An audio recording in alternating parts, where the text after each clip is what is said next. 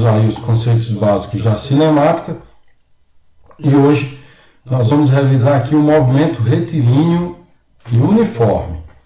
Vamos lá para as características desse movimento. Primeiro aqui o conceito de movimento uniforme. Você já deve ter observado esse tipo de movimento quando está dentro de um carro, né, de uma moto, de um ônibus. Né? Se você observa o velocímetro desse automóvel, dessa motocicleta, em alguns instantes ele mantém a velocidade constante por um determinado intervalo de tempo. Vamos supor que vá numa reta, né, bem extensa, e você consegue manter a velocidade constante ali daquele automóvel. E isso é um exemplo do movimento uniforme. A principal característica é essa aqui, ó, como eu coloquei no exemplo. O velocímetro marca sempre a mesma velocidade em qualquer instante ou intervalo de tempo. Olha o carrinho aqui, ó, 0 segundos, 100 km por hora, 1 segundo, 2 segundos, 3 segundos, mantendo aqui a mesma medida de velocidade, o mesmo valor da velocidade. Então isso é uma das principais características de um movimento uniforme. A velocidade do móvel, né, velocidade escalar dele, vai se manter constante para todo esse movimento. É claro que não é tão simples assim de observar esse movimento no nosso cotidiano. Vai surgir ali um obstáculo, você tem que frear, não é isso? Então uma descida, e aí é difícil, você termina aumentando a velocidade. Então é um movimento que não é tão simples de ser observado, mas é simples de ser estudado ao olhar da física. Observe bem outras características. O movimento é uniforme quando a velocidade escalar do móvel é constante em qualquer instante ou intervalo de tempo, significando que no movimento uniforme o móvel percorre distâncias iguais em tempos iguais. Igual o carrinho está aqui embaixo, ó. Ele está mantendo aqui a velocidade de 10 metros por segundo e vai percorrendo, ó, 10 metros, 20 metros, 30 metros, 40 metros, sempre gastando o mesmo intervalo de tempo. A cada 1 segundo, no caso aí, ele percorre 10 metros. Aqui está bem classificado o movimento uniforme. Então você vai ter aí uma velocidade constante e ele vai percorrer espaços iguais em intervalo de tempos iguais. Essas são as características de um movimento uniforme. Agora vamos ver isso aqui com um olhar um pouco mais matemático. Veja só. Aí a gente já acrescenta, em vez de só movimento uniforme, vamos colocar aqui, ó, movimento retilíneo e uniforme. Significa o quê? Que o móvel ele realiza uma trajetória retilínea com uma velocidade constante. Podemos abreviar aqui simplesmente chamando de MRU. Tá bom? Quais são as características então desse MRU? Movimento retilíneo uniforme. O móvel percorre uma trajetória retilínea, a velocidade escalar ela é constante e no caso não nula, né? Ela vai ser constante e não nula, não modifica o valor dessa velocidade no decorrer do tempo, e a aceleração do móvel é nula. Não existe essa aceleração aqui, que depois a gente vai até observar que são vários tipos de aceleração quando chegarmos no movimento circular. A aceleração do móvel é nula. Aqui, ó, nesse movimento retilíneo e uniforme, eu posso já dizer isso aqui: a aceleração do móvel é nula. Como a velocidade escalar é constante, em qualquer instante ou intervalo de tempo no movimento retilíneo uniforme, a velocidade escalar média é igual à velocidade escalar instantânea. Aquilo que vimos na aula anterior, né? Da velocidade do móvel. Pode ser média ou pode ser instantânea. Instantânea quando é para um curto intervalo de tempo, e média quando você leva em consideração um bom instante, um bom intervalo de tempo aí a ser considerado. Então, nessa circunstância do movimento retilíneo uniforme, MRU, você vai ter que a velocidade do móvel, aqui, ó, a velocidade instantânea, vai ser igual à velocidade média. Como vimos lá naquela animação do carrinho, ele vai manter sempre a mesma velocidade no decorrer do tempo. Mas aí, até agora nada de matemática, vamos ver aqui o que acontece. Olha só, temos aqui a função horária do movimento uniforme. Como a velocidade média é igual à velocidade instantânea, peguei aqui a equação da velocidade média. Ó. V igual a ΔS sobre ΔT, onde ΔS vai ser o deslocamento. Né? Até na outra aula eu usei ΔX para o referencial, mas a maior parte dos autores usa ΔS, então eu disse, não vou fazer a minha vontade, vou deixar aqui da forma que a gurizada gosta mais de utilizar o símbolo de S para o espaço ou posição, então ΔS, deslocamento que vai ser realizado pelo móvel, dividido pelo intervalo de tempo. Ó. Então, substituindo aqui, ΔS vai ser quem? A diferença entre a posição final e a posição inicial. S menos S0, dividido pelo intervalo de tempo, T menos T0. Passando aqui, ó, o intervalo de tempo, lá para o outro membro, ele vai ficar multiplicando. Então, eu vou ter S menos S0 igual a velocidade que multiplica o intervalo de tempo. Considerando que o movimento tem iniciado no instante inicial T0 igual a 0, aqui, ó, para T0 igual a 0, então eu vou ter a seguinte função, S igual a S0 mais a velocidade que multiplica o tempo. No caso, posição final é igual a posição inicial mais a velocidade do móvel que multiplica o tempo. Essa função horária ela é utilizada para determinar a localização futura do móvel no decorrer do tempo. A gente vai dar uma observada até na construção de gráficos utilizando essa função, tá bom? Só isso, Paulinho? Não. Para descrever a função do móvel, você tem que levar em consideração também o referencial que ele se desloca nessa trajetória. Então, esse referencial ele vai estar determinando aí se o movimento é progressivo ou retrógrado. Estabelecendo um referencial nessa trajetória, você vai poder observar o seguinte, ó. Se a velocidade do móvel for positiva, aqui, ó, mais V, não é isso? Então, o movimento ele é progressivo. O que significa? Que o móvel se desloca na orientação positiva para o referencial adotado. Se a velocidade for negativa, está aqui, ó, certo? O movimento é chamado de retrógrado. Significa o quê? Que o móvel está no sentido oposto ao do referencial adotado. Se o referencial for aqui para a minha direita, então, se o móvel se desloca para a direita, velocidade positiva, movimento progressivo. Se ele se desloca da direita para a esquerda, então ele está em sentido oposto, e aí você vai ter uma velocidade negativa, então o movimento é caracterizado como retrógrado. Tá legal? Vamos prosseguindo aqui, ó. Pega aqui uma aplicação aí dessa função horária. Olha o exemplo que eu peguei aqui para vocês, ó. Um móvel realiza um movimento uniforme num determinado referencial. Seus espaços variam com o tempo segundo os dados da tabela. Então eu tenho aqui o tempo em segundos e a posição em metros. Né? Logo, a velocidade vai ser medida o quê? Em metro por segundo. Então eu tenho aqui ó, os instantes de 0, 1, 2, 3 e 4 segundos. No instante 0, o móvel se encontra na posição 20 metros. Instante 1, ó, posição 28 metros. Instante 2, posição 36 metros. Pode observar que essa posição está aumentando o quê? De 8 em 8 metros a cada 1 segundo. Olha, só observando a tabela, você já vai identificar aí qual a velocidade desse móvel. Então vamos lá para o restante do problema.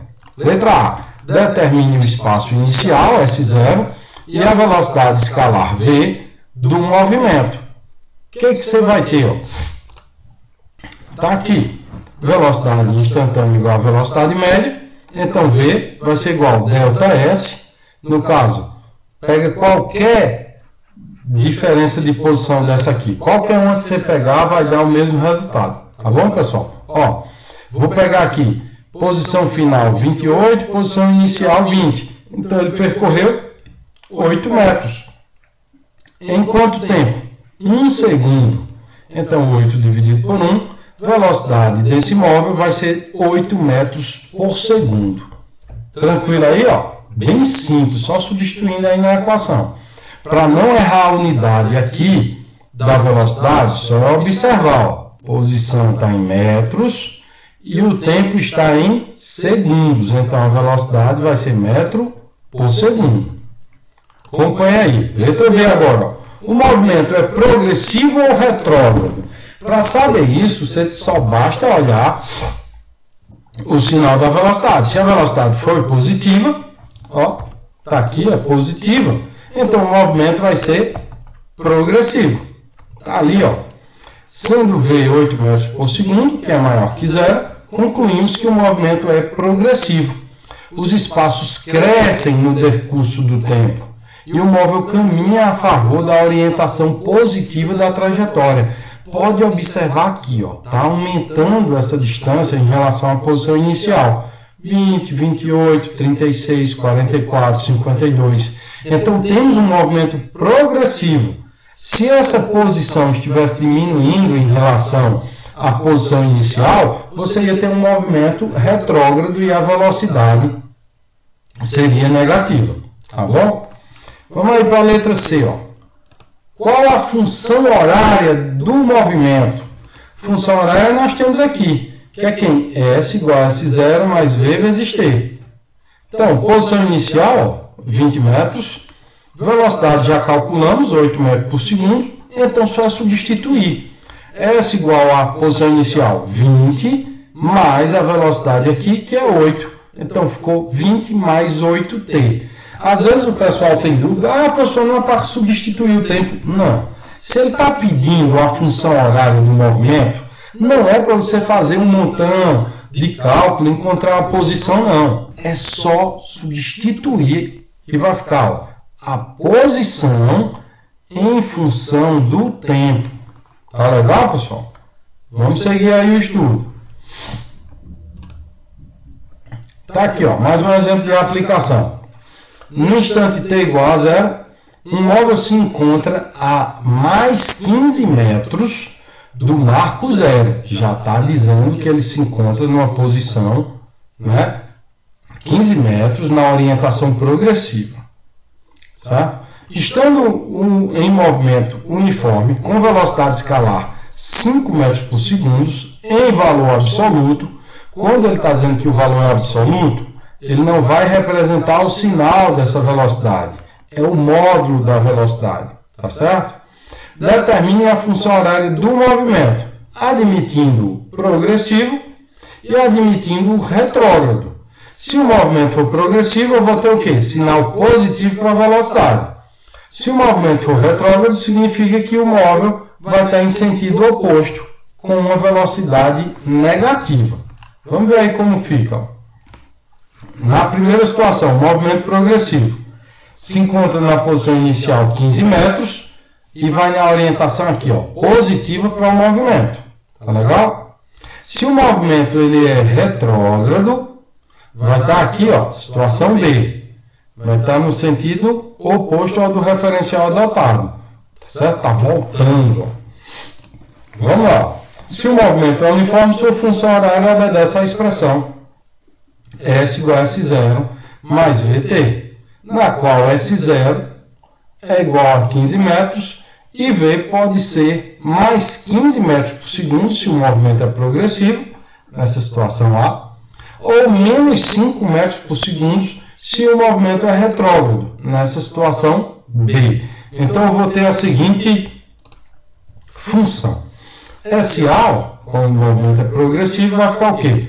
Posição inicial 15 mais 5 vezes T. Movimento progressivo. Se o movimento for retrógrado, ó, SB igual a 15 menos 5T. está vendo que está ali no sentido oposto ao do referencial adotado. Por isso que a velocidade aqui ficou negativa. Tá bom? Vamos lá, acompanha aí, vamos dar sequência. Agora vem a última parte, que é a representação gráfica desse movimento. E muito importante, trabalhar com gráficos é simples e importante para interpretar o que está ocorrendo no movimento. Então, muita atenção na hora da representação gráfica. Tá legal? Olha só, o gráfico serve para visualizar o comportamento das grandezas físicas envolvidas de uma maneira fácil e rápida. Sem você dar uma olhada no gráfico, já consegue caracterizar o movimento.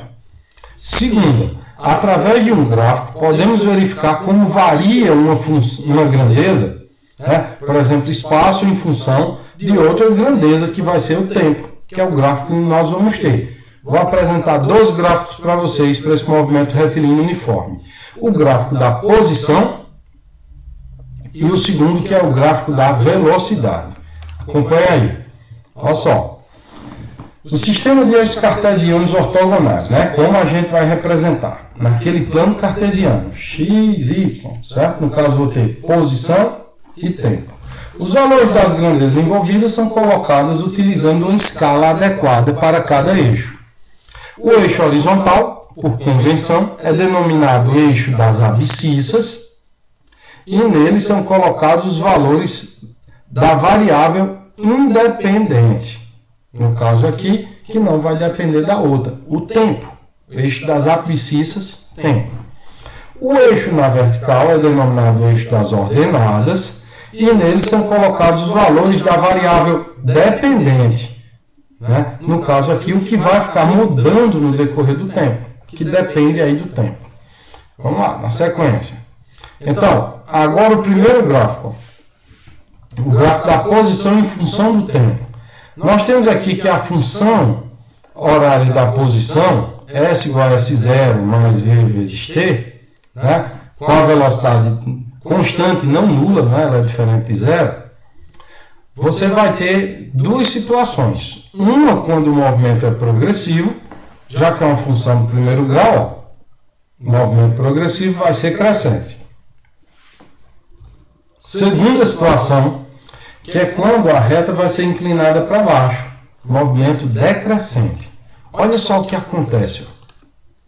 Primeira situação aqui, eu tenho aqui, ó, crescente, posição inicial, né? E a posição está aumentando no decorrer do tempo. Então, eu tenho aqui um movimento progressivo.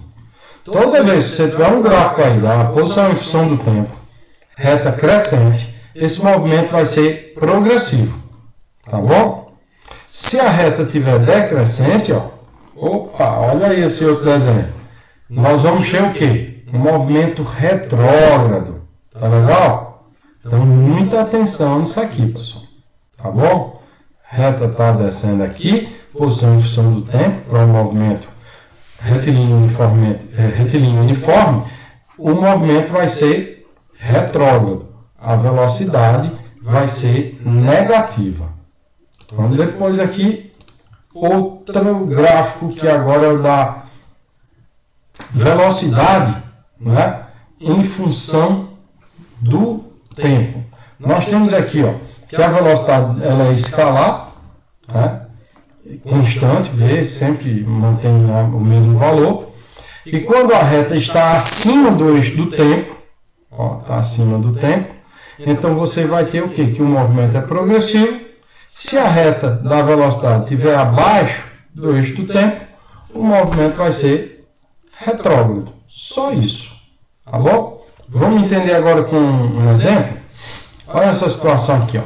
O ponto material movimenta segundo a função S igual a 12 menos 4T. T está em segundos e S em metros. Se eu olhar aqui, ó, posição inicial, 12 metros. Qual a velocidade? Menos 4 metros por segundo. Tem gente que quer empurrar o T nessa história aqui. Não tem não, viu, pessoal? Tempo é independente aqui. Aqui eu tenho a velocidade, menos 4 metros por segundo. Tá certo? Se ela é negativa, o movimento é retrógrado. Então, faça os gráficos do espaço e da velocidade escalar em função do tempo desse movimento. O que eu fiz? Peguei aqui uma tabela, atribuí valores de tempo, isso aí é com vocês. Eu peguei aqui 5 instantes, 0, 1, 2, 3 e 4. Substituí nessa função aqui, ó, S igual a 12 menos 4T. Então, S vai ficar igual a 12 menos 4 vezes 0, ó. No lugar do T eu vou botar o valor. 0, 4 vezes 0 é 0, então a posição vai ser 12. Segundo instante, para um segundo. No lugar do T eu coloquei 1. Então, 12 menos 4 vezes 1 é 4. 12 menos 4 vai dar 8. Legal? Instante 2 segundos, ó. 12 menos 4 vezes 2 vai dar 8. 12 menos 8, 4.